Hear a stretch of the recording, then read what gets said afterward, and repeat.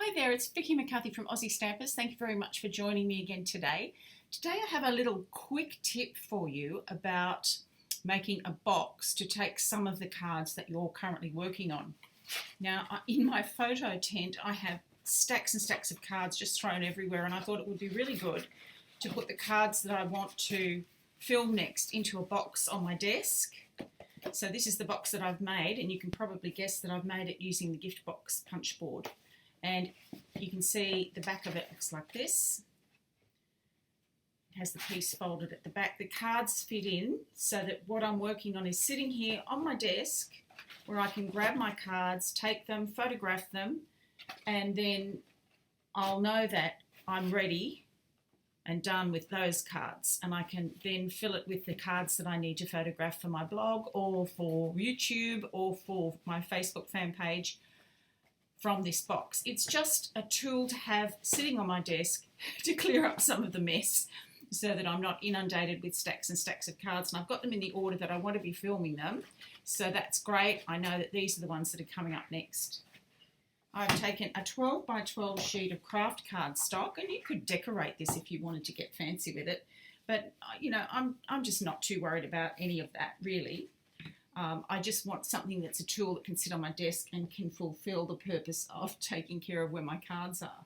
So what I've done is, if you notice with the gift box punch board, this is the shape that you'll end up with, and basically what I've done is I have not put in this line here so that I'm going to have that solid back piece.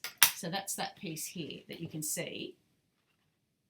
If I can just get that in camera, you can see that back piece doesn't have any fold lines in it at all along the sides or along the back. So I'll show you how I did that. So I put my 12 by 12 inch craft paper in, and I chose craft because it's thick, but any thick paper will work for this. Did the regular scoring, the line across, punch, gave it a turn, same again, score down, score across, punch, turn again, score down, score across, punch, and then I turn to here, and all I really want to do, and because this is the extra large box, it's always lining up on the XL up here, I've got XL, and all I'm doing is scoring down. I'm not going across at this point. And this is the only difference from the cube-shaped box, is that you get to this, do this line down here, and that's it. So what I'm going to show you now is there's a few little spots that need this little nib taken out. So this would be one here. And there's one more that's got this crisscross, and wherever you see this little crisscross in here, that means you need to take this nib out.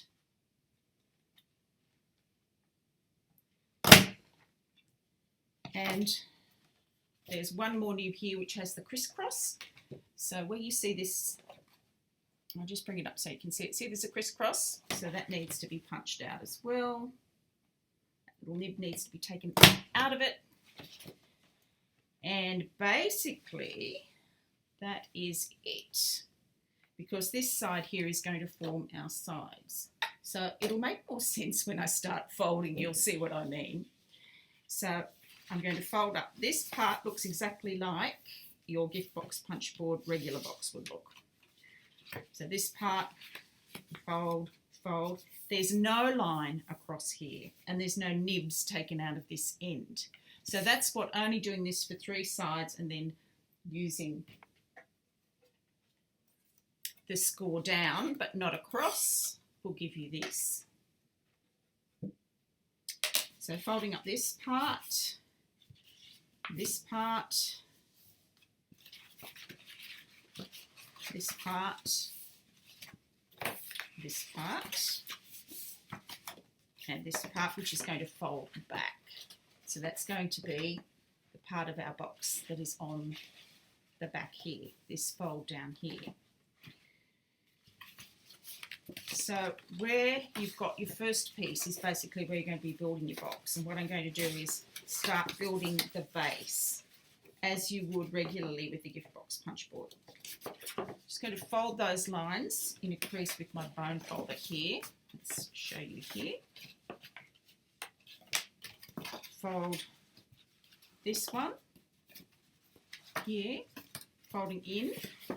I'll take this slowly so you can see it while I'm doing it. Slowly, lining it up, creasing it with your hands. Just get that on camera for you. Crease it with your hands in there, and then finish it with your bone folder so it's nice and crisp. I'm sorry that it's not all in camera. It's such a tall box, it's really difficult to get in the shot here, but you'll see it now coming together. So what we've basically done is we've folded this section up.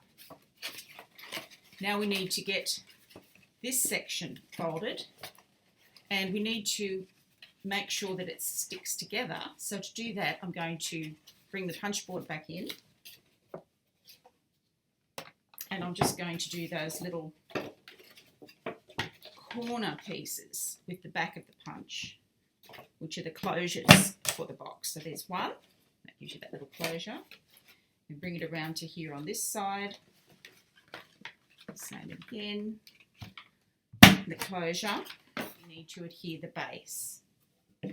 So to do that, I'm just bringing in some fast fuse, and this is an important step because this is going to give you a solid box that's not going to fall apart on you. So you want to bring fast fuse in here and here. You're going to be fast fusing this end down first. So that gives you that piece. Turn it over, and you're going to fast fuse here. You'll see when you start making this that this makes sense. It's more difficult to watch it being filmed because the box is so large. But when you're doing it yourself, you can see it's common sense to do this way. So all you're doing is really adhering the base of the box. And then the same on this side. So you've got your base adhered here. So we're going to adhere it into the inside, into here. So put our fast fuse first on this piece.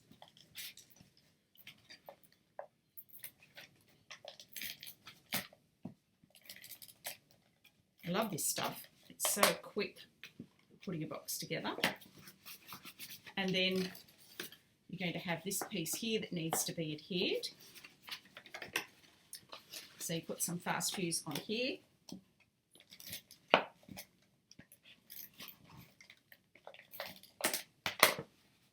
Now this is starting to look like my other box that I've made, but before I finish the last of it, I'm going to put this flap down here over on the back, just with a little bit of fast fuse again.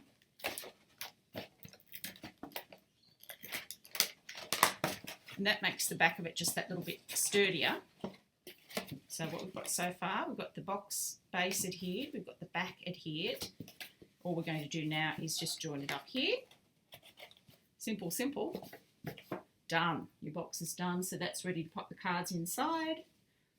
It's a little bit wider than the cards, so they're slightly wider. It's certainly not going to fit envelopes in there, but for the purpose of what I want to do with it, which is to sit it on my desk and keep my cards handy for me to do my filming or handy to work on,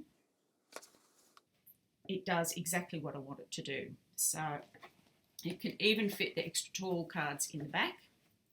So I hope that's been of some help to you today. It's just another nifty little thing you can do with a gift box punch board. I have another link to some boxes made with a gift box punch board. I'm going to link that under the video so you can click back and have a look at some other boxes, including an open top box and another box that I made which was a much smaller box.